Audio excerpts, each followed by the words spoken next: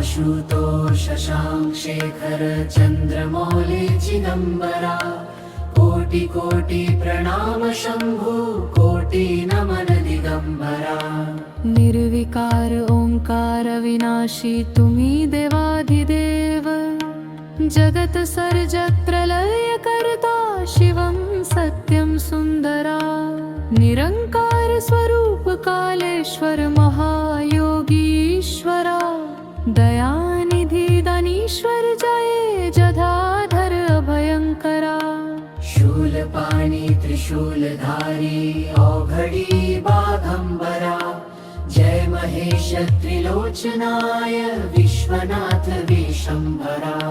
नाथ नागेश्वर हरो हर पाप शाप अभिशापतम महादेव महान भोले सदा शिव शिव शंकरा।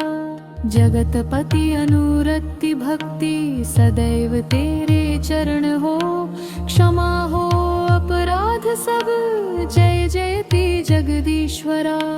जन्म जीवन जगत का संताप ताप मिटे सभी ओम नमः शिवाय मन जपता रहे पंचाक्षरा।